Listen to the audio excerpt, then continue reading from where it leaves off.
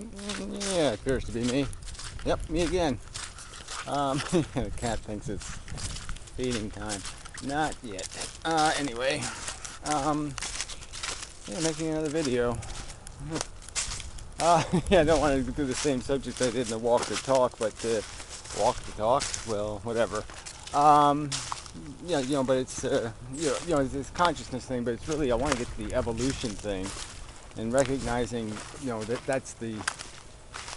It's just understanding that it's like really trying to get your brain around it conceptually. That this process of evolution, that just makes these machines, and that's all we are. It's a machine, and that our consciousness is a byproduct of machine making, and it's got a function that doesn't have anything to do with you, having pleasure, and you having ambition, and you thinking you've accomplished something, which is another one of the elements of illusion or delusion, the delusion of your perceptions, your acquisition of knowledge about the world and what's happening here on Earth, and your perception that you're running a profit, that your gain is worth the pain,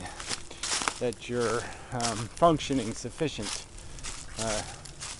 with a sufficient efficiency. Back to that line.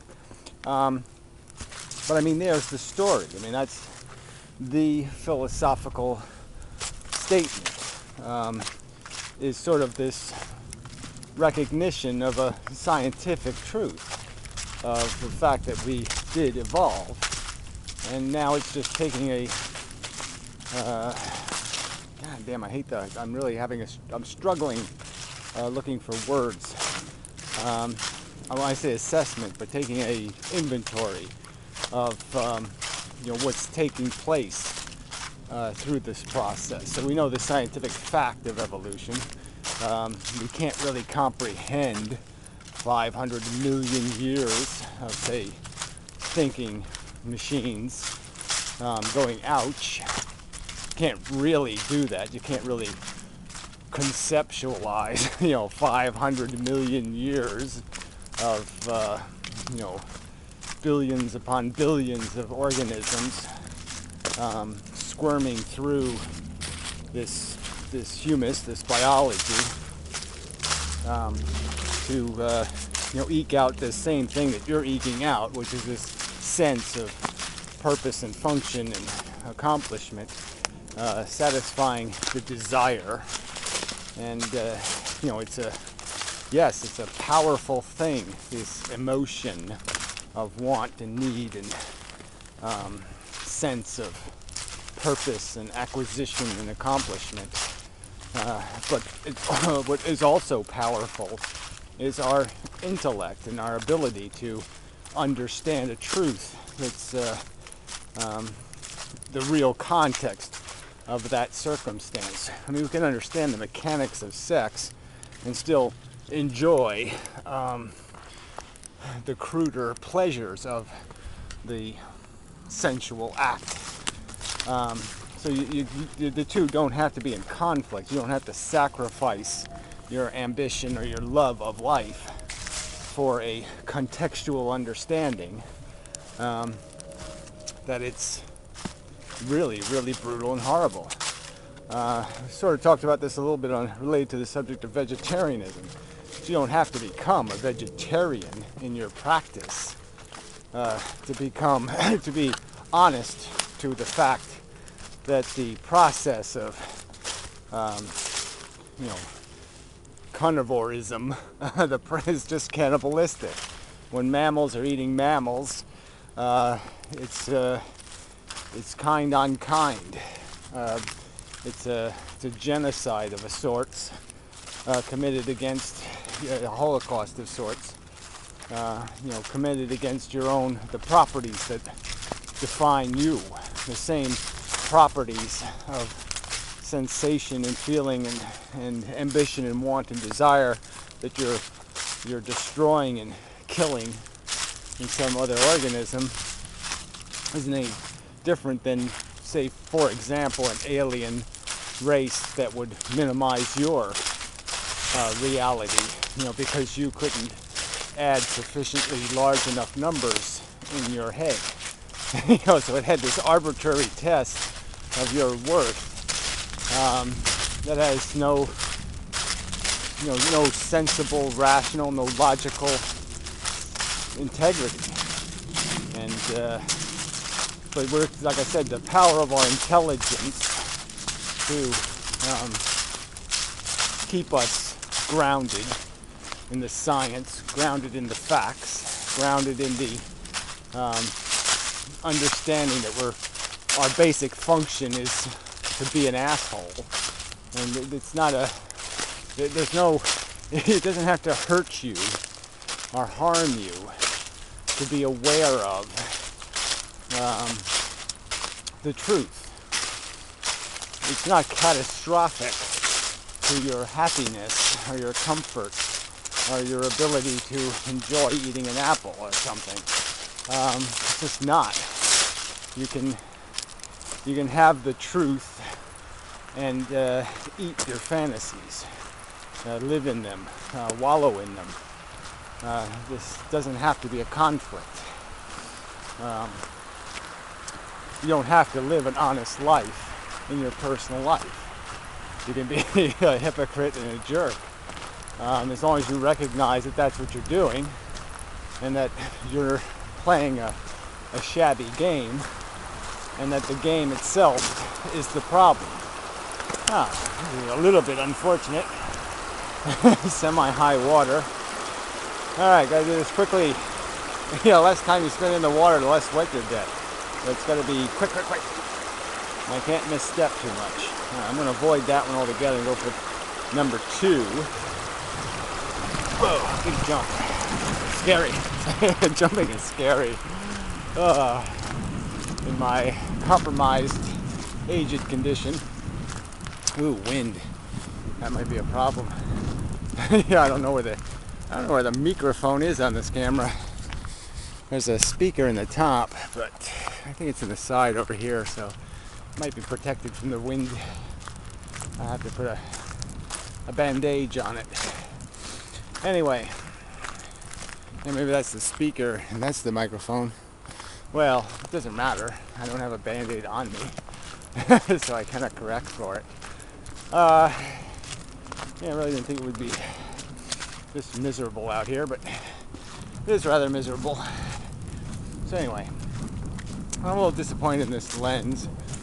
I have other lenses coming, so we'll see. I like the wide-angleness of it, the fisheye-ness, but I don't care for the, it's kind of fuzzy, so I can't get the focal length right. So anyway, it's a minor problem.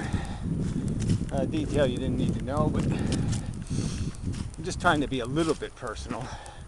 Trying to be a little bit of a human being in this rather mechanical dissection, of our reality. And it is a mechanical dissection. It's processing. I am processing your existence. I'm processing my existence. I'm processing what's happening here. And there's something intrinsically and fundamentally ugly, in cutting up the corpse this way. It's not. I'll concede the point that when you're doing philosophy, it's not going to be fun. But you can't obligate it to be fun. That's a category error. You're not allowed to obligate the truth to be entertaining, to be satisfying, to be gratifying, to be uplifting and joyful. That's not the truth's obligation. And it just happens that we are a byproduct of a string of facts that are just fundamentally nasty. And they're just not going to turn out the way people want them to. It's kind of like this whole mission to Mars thing. People want to go there for no good reason. Nothing that could be rationally articulated. There's nothing to do there. There's no really great bars or There's not a great museum. There's no anything really meaningful to go to see. It's just a bunch of stuff you can find here. You can find big holes and caverns and mountains, and it's just rocks and rubble and dirt and dust. There's no real reason to go there except merely because it's there kind of bullshit. And there's a truth about the technical impracticality of an effort to send living organisms that far into space, and to land them, on a gravitational body, and have them have some hope of getting off the ground again. I mean, we really can't, I don't think we've successfully built a rocket that could go, could even start in space, fly down to the surface of the Earth, land on it, and then take off again and get back into space. We haven't done that on Earth, and yet we expect to be able to do it on Mars. But anyway, that's a whole separate subject. But I mean, it's a related subject in the sense that it's an illustration of the power of denial, the power of wishing reality to be something, and the power of this whole senseless and mindless ambition machine that just keeps people saying they need to conquer something else. They need to make a 79th flavor of ice cream, or 148th. It just never ends. They keep needing the new model, the new bullshit, and they're just being duped by a psychological mechanism. This isn't elaborate chicanery that they've fallen for. It's a 3-card Monte sucker kind of stuff. They've fallen for an obvious racket that is our biological mechanism. We've just been totally borged by the DNA molecule and ignorant cultures of the past, and the fact that yes, the people more likely to reproduce and to sustain existence are going to be the idiots who are reckless and sloppy. People who are risk averse, cautious and careful, and think about what they do before they do it, aren't likely to do things reckless and sloppy and messy and dangerous and stuff that's going to Fukushima.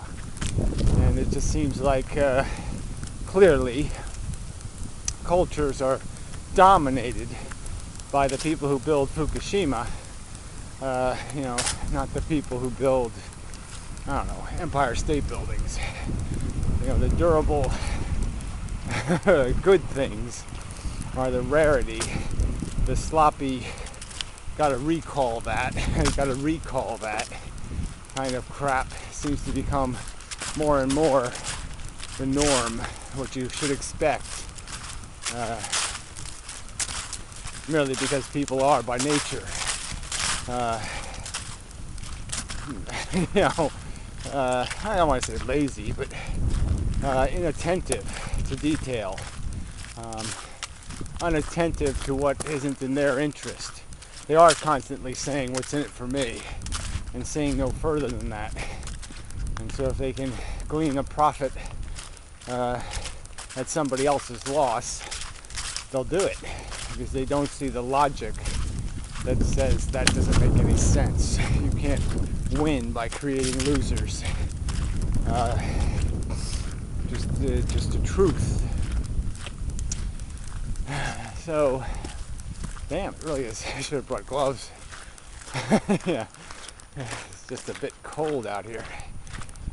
Winter and all, some kind of syndrome the atmosphere goes through, or it does this cold thing for a while. Go figure. Anyway, Um, yeah, I wish I could avoid it, sleep through it or something. I really hate being out in it. Eesh. Yeah, but that's what the biology has to be. The organisms living in this reality here, out here, you know, they got to eke through this crap. It's dismal, brutal, harsh, cold, meager, lack of plenty environment. So anyway, I think we're winding down. Not much of a video again. Not quite hitting the target as I would like to. But see, I can say the word evolution, and obviously when I say it, the orchestra's playing. There's a whole bunch of stuff going on in my brain, representing what that word means. And obviously in your head, a different song is playing, and you're just maybe not getting it. You're not you're not getting the gross grossity, the excessive, the preposterously insane amount of biology, doing this need thing. I need, I'm chasing these silly, I need to go to Mars. This silly, idiotic, senseless, mindless almost ambition, that just has no reasonable boundaries. It just occurs to people to think, to have the perception, that something is necessary when it isn't, and such. Anyway, looks like I have the place to myself. Oh dear. Somebody's been making a horrible mess here. I mean, why do you do this? I mean, okay, so there was a lot of rain. They decided to trench a little here. But, you got to throw dirt into the lawn. I mean, somebody's got to clean that up. And it ain't going to be me, right? Well, it probably is. But I'll get that. That's a mess. Shit. And then they cut right next to the, see that? It's too damn close to this, I just replaced this whole frickin' thing because it all, pushed that away. And now they're just, setting it up for the same fucking erosion. That's a garage door open. I don't know, what can I say? Humans should be, they just shouldn't be. That's the whole thing, right? They should be? No, they shouldn't be. See, it's just focus is just not good enough with this lens. Very nice little lens, but not even 50 cents.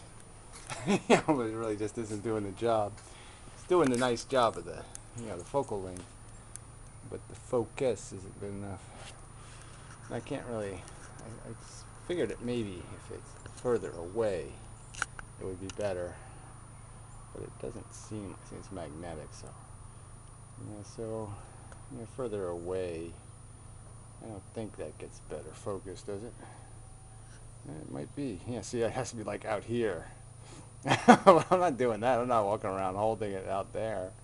Screw that shit. This magnet, for a little lens, this magnet is incredibly strong. Click. Anyway, so it's worth it for the magnet anyway. Maybe I can fix it somehow. I don't know. I tried putting a washer in, but just didn't really change anything. Maybe I'll try again. Take her washer, maybe. Alright, doesn't matter. You don't care. Funny thing is, too, is it seems to be a little bit off center.